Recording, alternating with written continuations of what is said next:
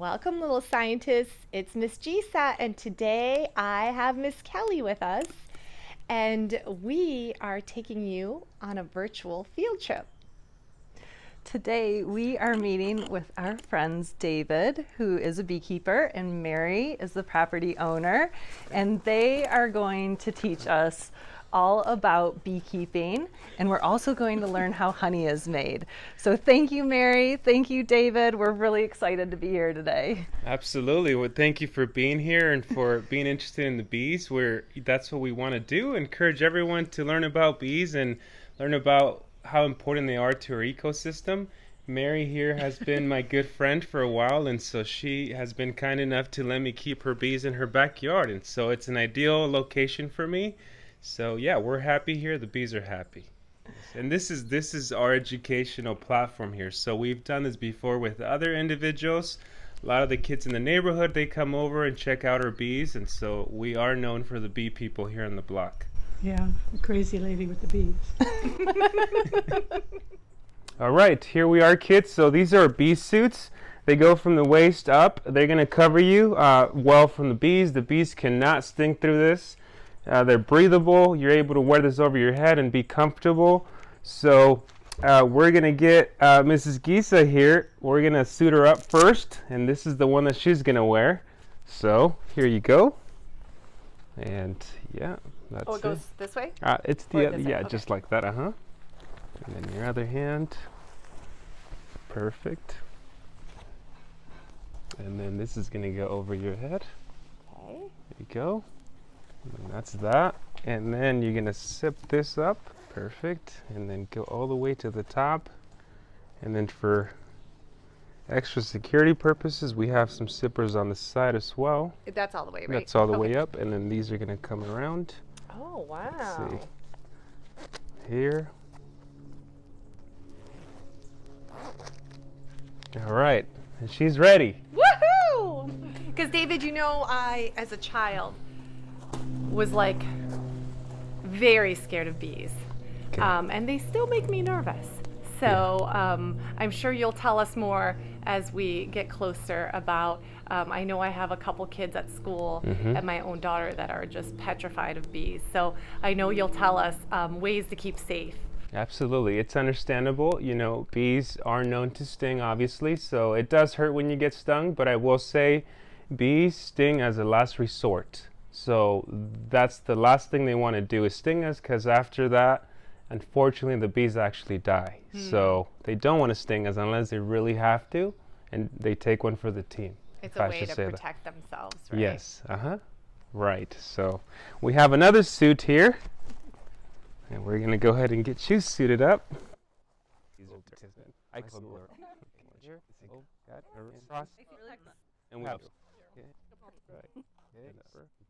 Mr. B. And I actually won't be wearing a suit, just to actually show you guys that if the energies are in place and you don't make any sudden movements, the bees will not sting.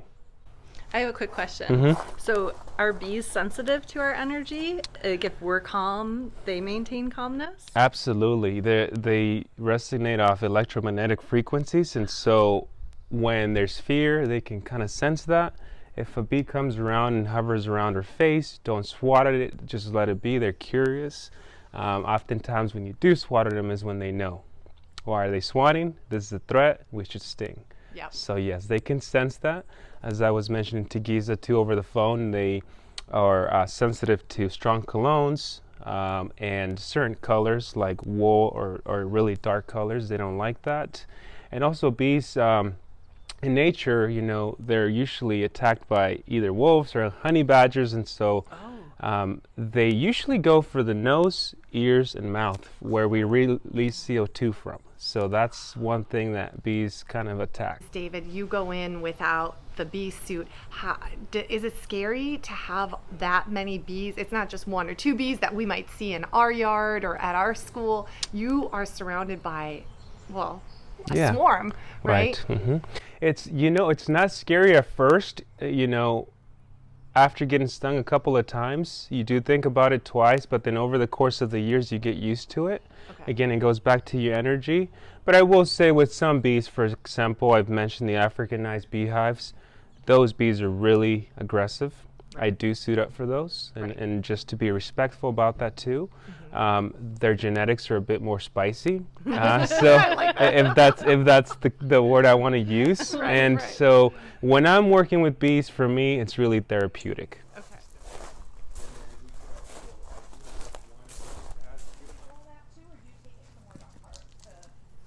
Oh, so the ones that we're gonna pull out, it's off that one, Okay. and that's.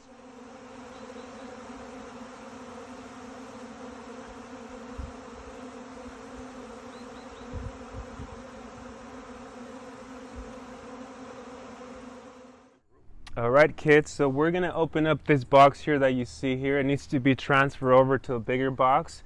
These bees need some space in order to keep growing in numbers. In order to go in there, we're going to get a smoker started. This is a classic smoker. You put chipwoods in here, and so with the smoke, you're going to calm the bees down. What happens is that the smoke signals to the bees that there might be a fire. So what they do, they go into the hive, they retreat to the bottom and gorge themselves with honey. So in case that the fire comes in and takes over their home, they're going to leave on a full stomach.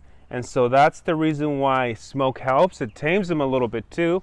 So you just puff and you get some smoke out. This is a hive tool. This is going to be helpful. Bees tend to really stick their frames to the foundation with what is called propolis. It gets very sticky, so you need a tool to undo things. The bee brush is going to help to clear bees off the frames if needed. It's very gentle. It doesn't hurt the bees. So these are my basic tools that I use to inspect the beehive and transfer it over to a new house. So we'll do that. Oh, wow. So as you can Oh, see, Dave. they're really busy. This needs to be transferred or they're going to swarm. So I'm going to use a little bit of smoke to calm them down. They're going to retreat into the inside. And we want to put them in the same order that they're in, and then I'm going to add an additional 5 more frames. Holy cow. Wow. Oh, Yeah, so wow. this is what we're seeing here. I feel so lucky to be seeing this in person. It's such a different experience than when you watch it on TV. Oh, totally, yeah. This is good signs of a healthy queen. She is establishing, this is all brood. You can look closely, all the little baby eggs are in there. All this is brood. This is honey up here. We're going to try to see if we see the queen.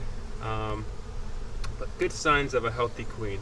She's laying in a solid form. There's a lot of bees in every single frame. So that's that. Let's see what's going on the other side. Some more solid brood patterns. Those are all larvae. They're getting ready to hatch. So there's no queen here. These are all worker bees. The majority of the bees are females. They're about 90%. The drones are about 10%. So David, one of my students, Tompkins, wanted me to ask you, why does the queen stay at the hive? Why doesn't she ever leave? So the queen stays in the hive because that's her job, to stay in and control the entire environment. She will leave occasionally when she needs to. If this hive, for example, if I don't get to this on time and transfer it over, the queen can take a decision to leave because this home is no longer suitable for them. So she's able to leave, but she doesn't need to go anywhere because that's where her home is. Everyone else is doing their job. She controls the situation. She's laying up to 2,000 to 3,000 eggs a day. Wow. So she's busy working the hive and making sure that everybody's doing what they're supposed to do. We have the queen, we have worker bees, we have scouts, we have drones that are males, we have nursing bees, we also have guard bees. Guard bees are the ones that usually guard the beehive at night. So everybody has a job to do, and the most the most respectable thing to do would be to be a forager. Once you graduate to that, you've completed your journey as a bee. You start off as a baby bee, then you come out, you start cleaning cells. That's your job initially for about 2 weeks. After that, you start doing more of a nursing the other bees, and then you keep graduating to become a forager. Yeah. So interesting. Bees can teach us so much about community and working together. Absolutely.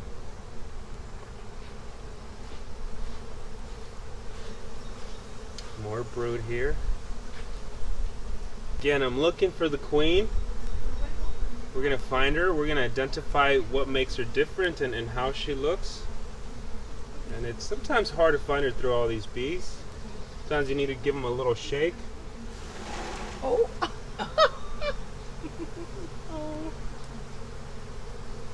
And I don't think she's in here. Do they mind being shaken? Not really. They're pretty robust. They get hit by cars, they get hit by who knows what. People? I had one come with me on my shirt on my bike ride the other day. There it is. I hope I didn't take it out of the 3-mile radius. And in situations like that, when that does happen, bees occasionally are accepted into other colonies. Oh, If good. they, yes. So, They're friendly. yeah.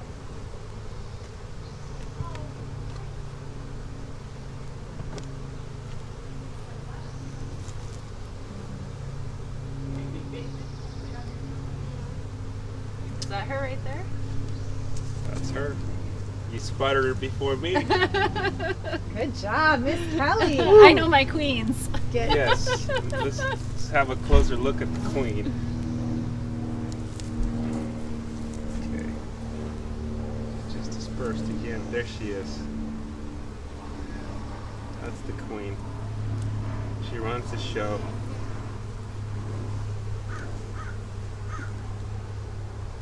So she was responsible for birthing all of these bees. Yes. She lives up to 4 to 5 years. All other bees only live to like 4 to 5 weeks. So do each of these beehives have their own queen, or is this the one queen for all 10 of your beehives? Every single beehive has their own Their queen. own queen. Mhm. Wow. And they wanted to sting me just there, so I'll spray myself with a little bit of smoke. How did you know they wanted to sting you? So I could feel it. Oh, They poke a little. you are one with the bees. So, yeah.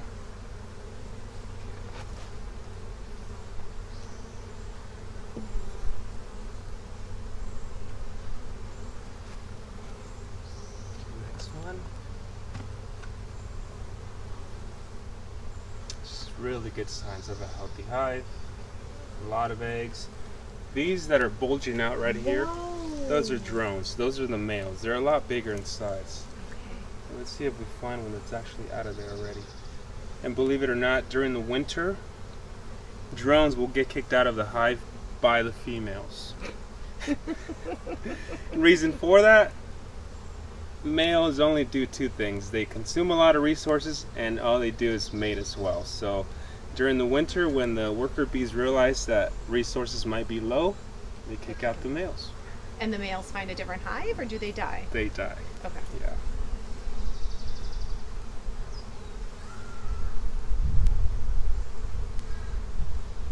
Okay, last frame.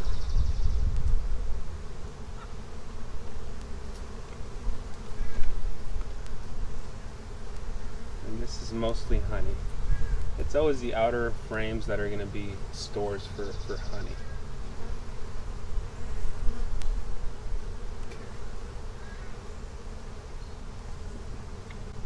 Now we're going to push them all the way to the end. Because if you leave gaps like this, they will build natural drawn out comb, and it just becomes a disaster. You can't inspect them. Right. I'm going to use some smoke so I don't crush any as I put them to the side. Now, at night, are they swarming around like they are right now, or are they pretty much inside the comb? They're pretty much inside of the comb. You're just Okay. going to have some guard bees hanging out here, and they're Guarding just it. guarding. Yes. Yes, and they definitely do the job. You can tell they're guard bees.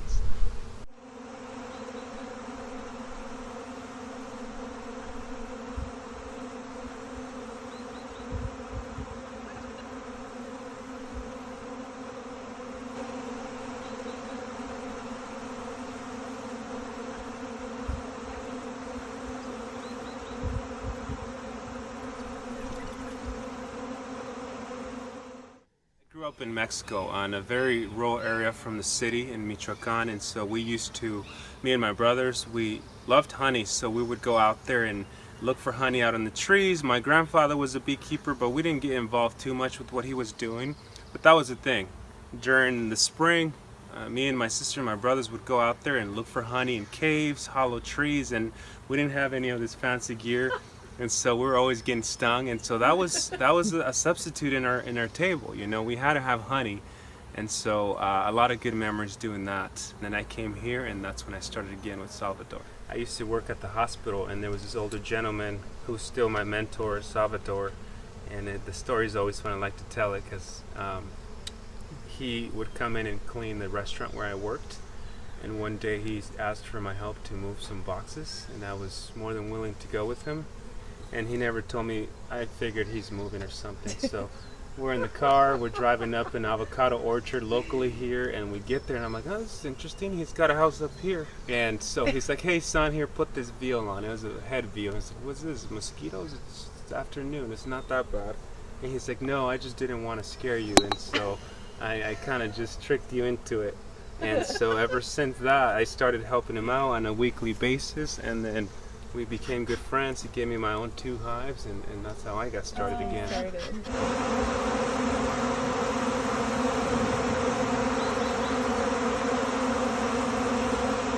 So this is my friend Devin. He's my business partner. He's also a beekeeper. He's my very first friend.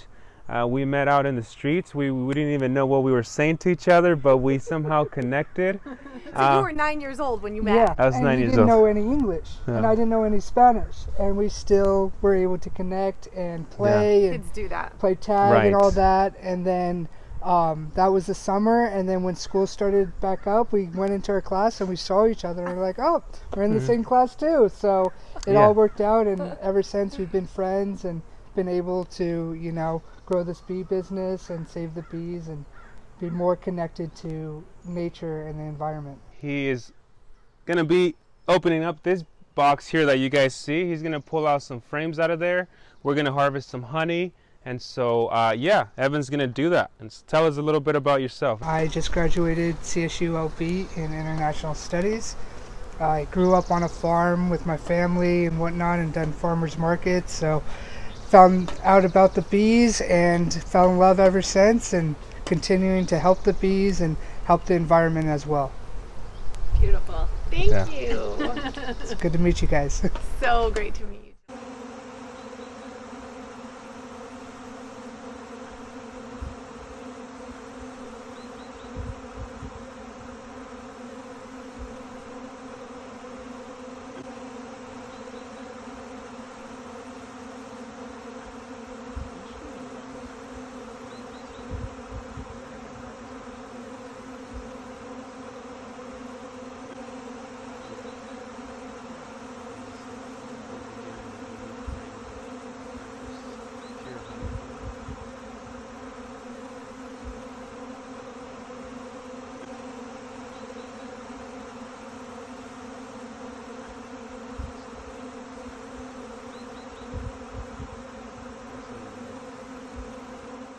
Okay, so one of my students, Tompkins again, had a question about the color of honey Okay. and why it's that color. So every year the honey changes in color, and that's due to whatever's out there as far as vegetation, flowers. For example, this right here, this is wildflower, and I know that based off my experience, wildflower tends to be on a lighter color. If it was darker, it could be some clover, maybe mustard, potentially avocado.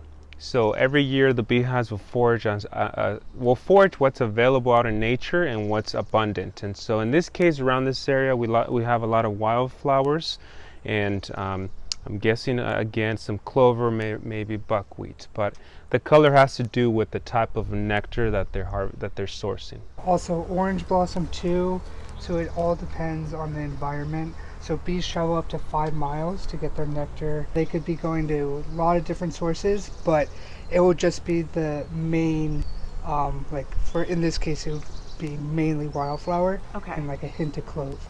Okay. Yeah. And you guys sell your honey at the farmers market. Can you Yes. tell us a little bit about which farmers markets you're near in LA Sure. and also Santa Barbara? Yeah, so we do the farmers markets, and we have the stand under Lily's Eggs. That's his family's business. They mainly produce eggs, some of the best looking eggs out there, blue eggs, green eggs. They're called heirloom eggs, and so we also sell duck eggs. We sell seasonal fruit that comes out of the farm. We also have beehives, and the farm's located in Fillmore, California, down in Ventura County. Okay. So we go to, on Wednesdays, we're in Santa Monica. We're selling there. We're also in Hollywood on Sundays. On Fridays, we're in Venice Beach. We do the local farmers markets here in Santa Barbara. We also go down to Studio City. So we do about a market every day except Mondays. Excellent. So my students can actually come and say hello to you in Santa Yes. Monica or at the Hollywood Farmers Yes. Market. Absolutely. Yeah, get them out Wonderful. there, We see will. the local vegetation and fruits, and get to know their local farmers, and that's the best thing you can possibly do. Excellent. Excellent. Know where All your right, food is kiddos. coming from. Yes, for sure. Yeah, so we're gonna harvest this shortly. We're gonna cut some honeycomb out, enjoy it straight out of the beehive. It's farm to table experience. It's as pure as it gets. The reason for that, the honey has not been exposed to any oxidation. On the back, there is some that are open. They're already starting to go down. It's a big piece of comb, but we're gonna enjoy this in a moment. All right, I've made some English tea and some lemon curd and scones. So come on in and have a cup of tea. Oh, there's a lot that we still don't understand. When we're having tea, do you know something? Interesting fact of the Listen day. to what I learned. Interesting fact of the day. So, okay. Does the female queen bee mate with a drone in her hive? She does not. She mates with the different genetics of with a different drone that's from a different colony. Okay. So that process, usually the queen will fly up into the sky about 600 feet, and she mates. And there's a time and there's a location up in the sky where they all kind of meet, and that's where that happens.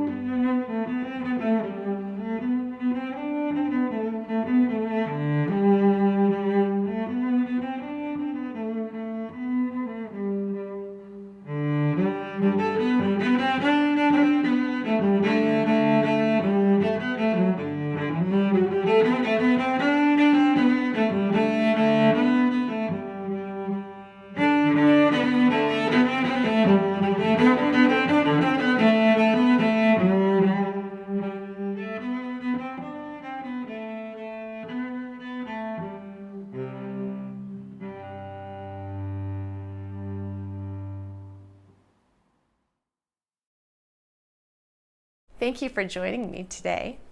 Remember to like and subscribe to support our channel.